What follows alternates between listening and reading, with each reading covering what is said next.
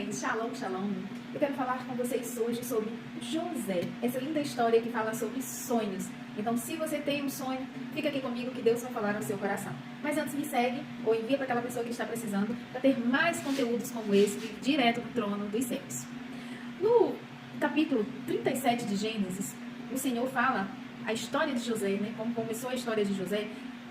E esse sonho que ele teve foi aos 17 anos. Então, parafraseando, aos 17 anos, José teve um sonho.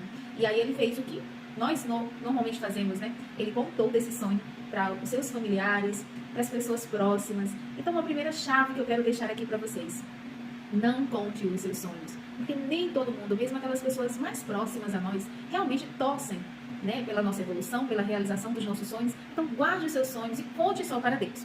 Mas se você fala, nossa, eu já contei muito dos meus sonhos para as pessoas, eu tenho uma boa notícia para você, tá?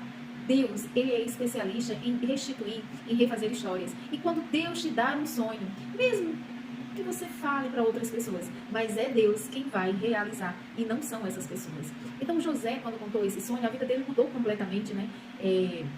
A Bíblia fala que os irmãos tinham ciúmes dele, e os irmãos fizeram algo que contribuíram para José realizar o sonho. Eles venderam ele como escravo. E aqui fala, olha, 20 ciclos de prata.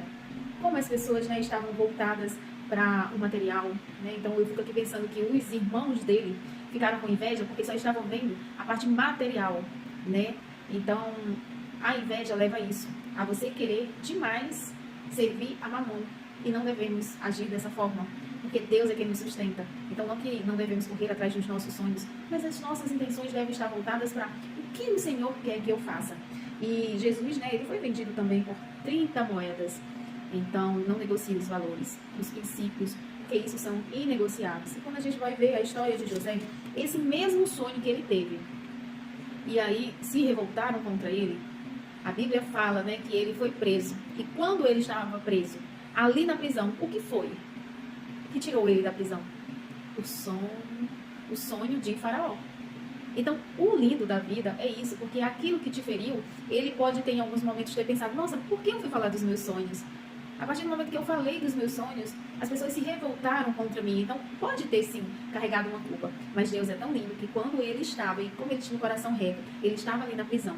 Foi através do sonho de Faraó que precisou ele usar ali algo que já tinha mexido com as emoções dele. Algo que ele já tinha até se culpado, talvez, né? Porque somos de carne e osso.